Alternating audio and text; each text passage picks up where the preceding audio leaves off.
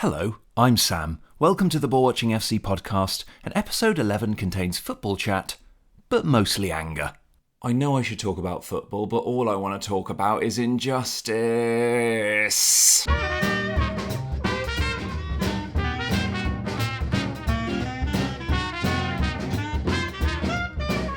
Spain have won the World Cup, and for me, Argentina played dirty and Spain played football. Spain won the World Cup, but football won the World Cup. I was getting so angry that if Argentina had won the World Cup, I probably wouldn't have been able to sleep for an hour because I'd just be so angry with the display that we were seeing. And I think there's something to be said on the tactics of Argentina, and not in a bad way. It's like this was their tactics. If it works, it works. That's fine. That's one argument. It's not mine. I just feel like Argentina ruined it for the rest of us.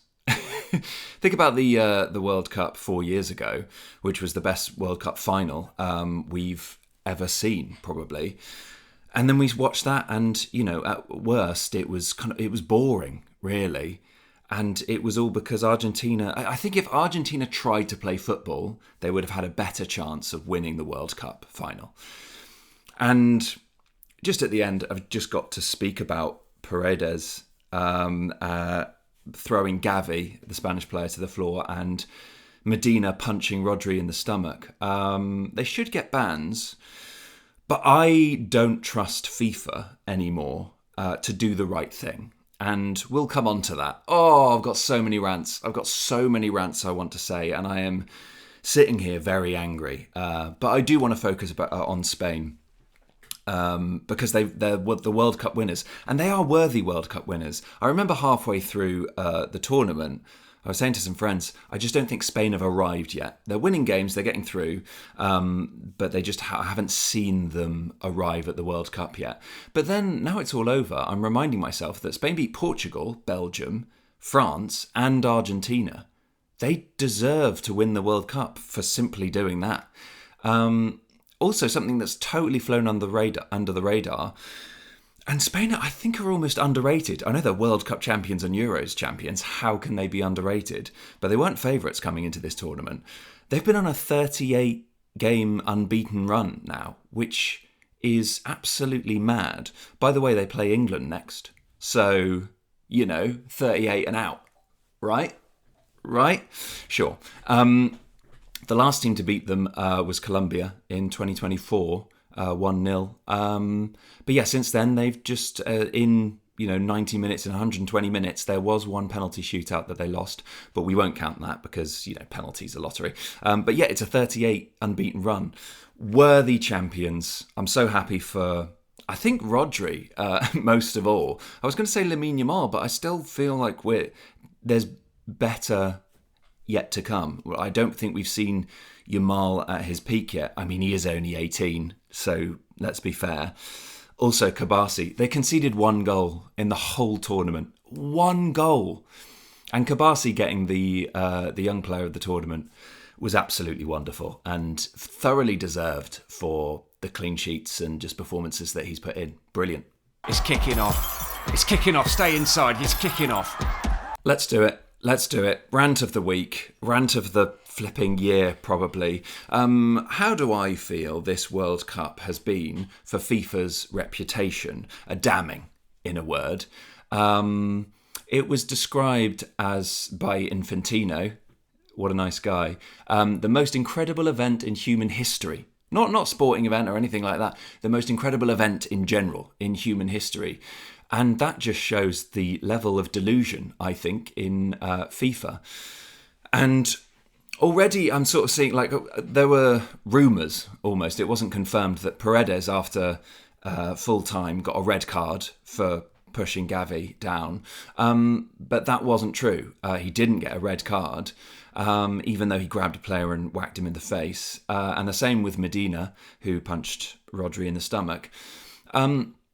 But they're going to review it, and that's going to be fascinating to see what sanctions, what fines, what bans they give out to Argentina, considering they so clearly wanted Argentina to win this World Cup. And that, for me, that is the final nail in the coffin for the biased, one-sided corruption of Infantino and FIFA, that just what we witnessed, there was no red cards for Paredes or Medina, which is just crazy. Like you've just got to sort that out. And let's go through it, shall we? Let's get angry. A list of the moments fueling the fire for corruption that happened throughout the FIFA World Cup. And some of these happened before as well. Let's remind ourselves of the ticket prices, how that was absolutely dominating the news, and that was an issue. And the not filled stadiums as well. Just the stadiums where they would boast the full attendances, but they showed clips and you could see that there were empty seats, and it's about tickets sold, not people turning up. So what's going on there? But generally the prices were a bad thing, as well as the transport to the stadiums going up in America, which was just not good enough. Another thing to happen before a ball was even kicked, the Somali referee, let's remind ourselves of that, not being allowed in the country because of immigration, when he was picked specifically by FIFA, and just the madness of which he's not allowed in. He's picked and then he's not allowed in, and it's just, maybe that's more on America, but you're a host, sort it out, be a good host. And speaking of immigration, Iran not even being able to train in America. So, I mean, it doesn't look great when one of the nations who are in the World Cup can't even get into the country that are hosting. So, score one against FIFA for that. Hydration breaks as well. Hydration breaks actually getting booed quite a lot throughout the tournament because they made no sense. There was no consistency when there were storms or when it was 20 degrees in some stadiums, but we had to stop. And the fact that people ended up genuinely calling it the first quarter, the second quarter, which people didn't like. They didn't like this part of the World Cup. It just wasn't good enough. And the biggest one of all, probably, the Balogun red card being overturned. President Trump phoning up FIFA to get them to review it, and then it not even being rescinded, but being suspended, which is just another big nail in the coffin for FIFA are corrupt. It's very obvious. There's no transparency anymore. And I just think any fan, me as a football fan, I want to come away from the FIFA World Cup being like, what a good tournament. How did my country do? Proud of them, or not proud of them, whatever, but just talking about the football. But I'm not coming away from the FIFA World Cup thinking about the football. I'm just left with anger about the corruption, the visible, obvious corruption of Infantino and FIFA. And I'm not thinking about the football at all. I'm just thinking about these key points that have happened throughout the tournament where corruption and deception and all these things have dominated the headlines more than football. It's this huge, heavy, unavoidable, unmissable cloud over the FIFA World Cup. And it was a good tournament in terms of football, but unfortunately, as long as I've been watching football, it's the tournament where I focused on the football the least because of the noise of all these different controversial, corrupt decisions being made left, right and centre. And that's such a shame. And that's Infantino's fault and that's FIFA's fault. And it's not good enough.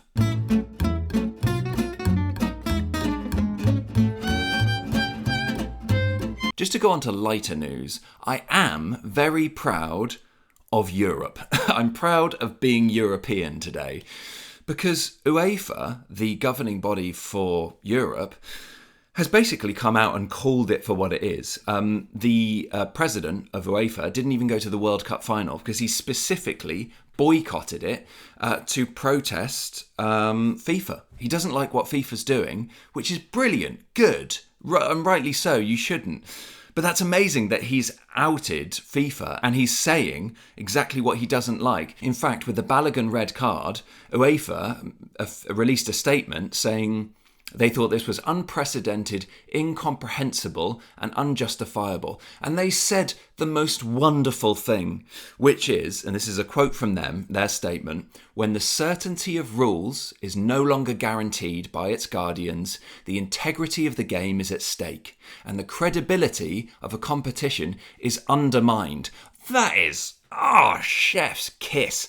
That is absolutely hitting the nail on the head. That is exactly what we saw. That's exactly how I felt. Everything I saw, I never knew what was certain. I started to not understand the rules because of Argentina, because of Paraguay, what we saw in that game, because of the refereeing standards, because of FIFA standards, because of Infantino, the head of FIFA standards, have dropped so low and have been bent out of shape so much by the corruption, the visible, transparent corruption, that I have no idea what to make of this World Cup. And that is why I am left with so much anger afterwards, when I should be looking at the football and thinking, what do I think about the football? But I can't. Because of all these stories, because of all of these things that have happened. And that's what makes me proud to be a European today, because UEFA has said, we see you and we're not going to stand for it. And I'd love to just go through some of the things that they've already said about Euro 2028. And they've done a ticket price freeze. They've seen what FIFA have done with the prices of tickets. And they even said 5 tickets will cost the same as a World Cup parking space. Jab that knife into FIFA. Let them know. I love that. I love the jabs at FIFA.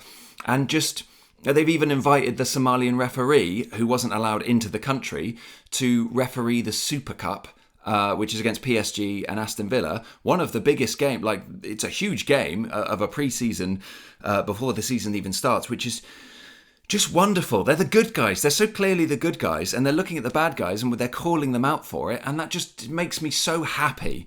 It calms me down, because with FIFA, you just feel powerless to see the corruption that is happening. And I'm going to use that word willy-nilly. Corruption. Corruption, corruption, corruption. Welcome to FIFA. If you've got enough money, we'll make it okay for you. That's what FIFA is. And that's what I see it for. And that is what I'm taking away a big part of this World Cup.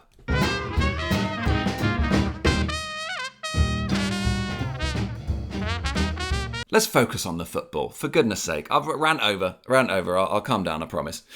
Well, no, I won't, but I'll calm down enough to talk about the World Cup best moments.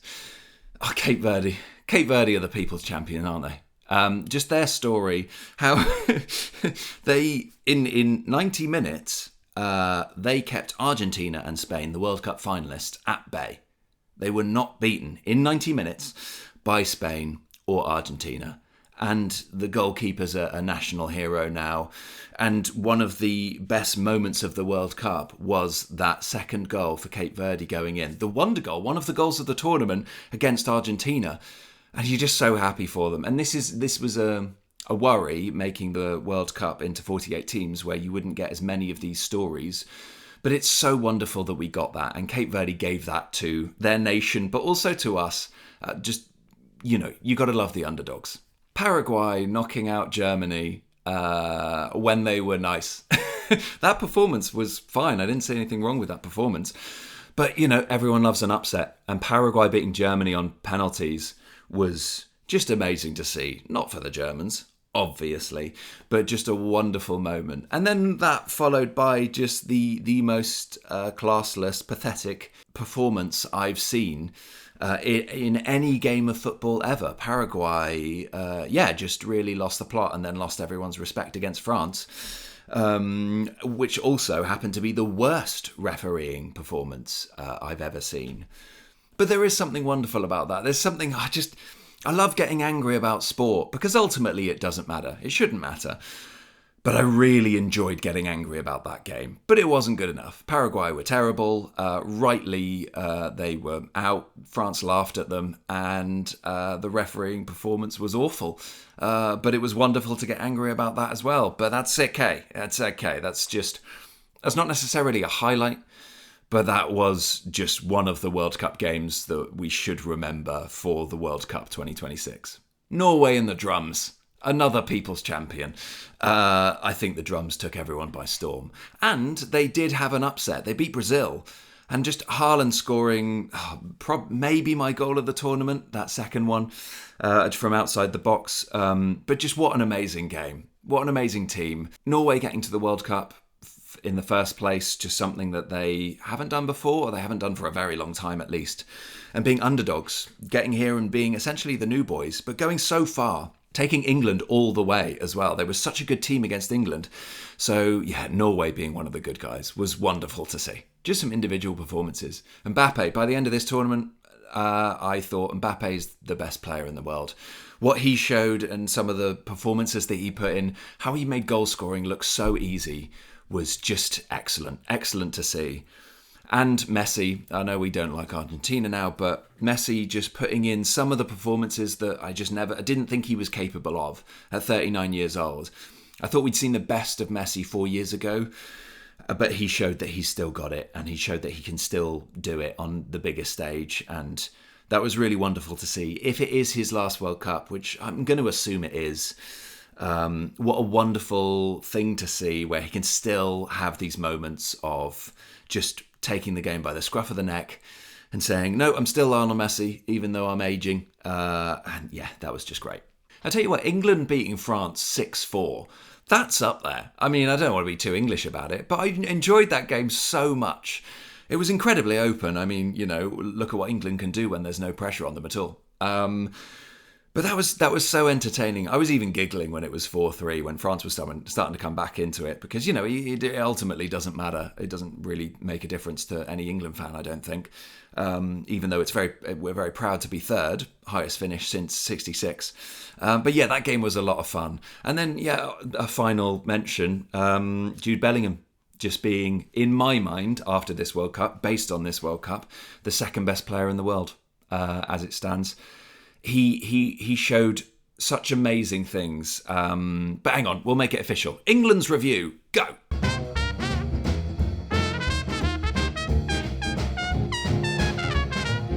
England's review of this World Cup. I'm actually going to start, I know I just started talking about Jude Bellingham, but I'm going to start with the Mexico game, because that's going to go down in history. There's going to be historic games in 40 years, 60 years time that we're going to look back and say, oh, look at this really important game in England's history. What an incredible win. And we do that with so many games now. But England-Mexico, that happened, a couple of weeks ago. That's mad to think that it only happened a couple of weeks ago. But that was a game for the ages. That was history in front of us. And to win that game 3-2, and there's always one game in the World Cup or Euros that I'll look back on, and regardless of us getting to the final of the Euros twice in a row now, my favourite games were earlier in the tournament. And for this World Cup, even though we got to the semi-final, Mexico was my favourite game of the tournament. It was amazing, particularly after the DR Congo game, where we just didn't show enough, and that was a real concern, and we had no idea. Well, I had no idea really which way the Mexico game was going to go. But how happy it made me, how much fight we showed, how much spirit we have to win that game. That was my England's highlight of this World Cup. Let's talk about him, Jude Bellingham. In my opinion, he is now fulfilling the potential, the sky-high potential that we hoped he'd fill. He's become the player that we hoped he would become. He's 22 years old. We've got to remind ourselves he's 22 years old. And the performances, he was England's best player for me. I know Harry Kane was incredibly important, scored a lot of goals for us. But just his spirit and character, he's just 10 out of 10 in terms of the personality you want, the attitude you want to see, the player, how you want to see him play, the skills, the everything. I was saying to my dad the other day, this is maybe a hot take, but probably not that hot. I'd like to think it's not that hot a take. But he is going to be our Zidane. And I think by the time he retires, he will be regarded as one of, if not the best player to ever play for England. That is my hot take. Do you think Tuchel was ever happy with the performances that we saw? I feel like after every single game, even the ones we won, even Mexico, he was still very much like he's a tough love kind of guy. He's a bad cop, which I think is really good for England. But every single time we played a game, he was very much like, I'm still not seeing what I want to see. So my question to you is, do you think we ever saw England play the way that Tuchel wanted?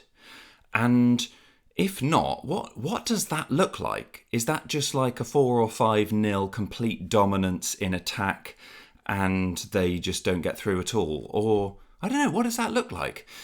But I do sort of see, I agree in a way, because, no game looked perfect, apart from the first half of France. But I don't think they were really trying. That's the only thing.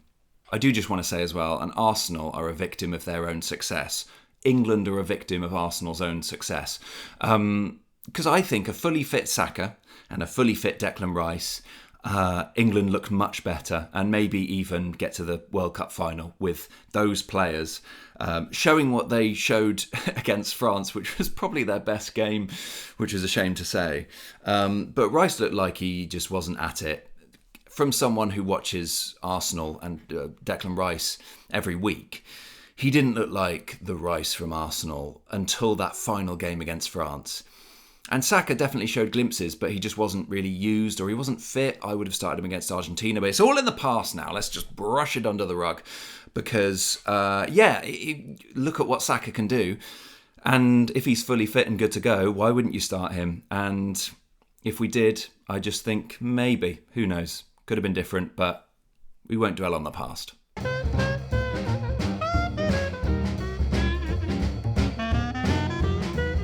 I'm going to finish with hope for 2030, World Cup 2030, and I just want to read out some ages of some players who will be this age in 2030. So Bellingham's going to be 26, so he'll be peaking, around the age of peaking. Nico O'Reilly, our left back, will be 25. Lewis Hall, a very good left back, will be 25. Max Dowman, the future, the sky's the limit for him. He's going to be 20 years old. Rio Ungamoa for Liverpool, looking brilliant. He's going to be 21. Alex Scott of Bournemouth, who looks like he could even move clubs because he's looking like a promising talent. He's going to be 26. Adam Wharton, 26. Elliot Anderson, 27. Miles Lewis-Skelly, who had a really good last few months with Arsenal, but maybe too little too late, so didn't get called up. He's going to be 23.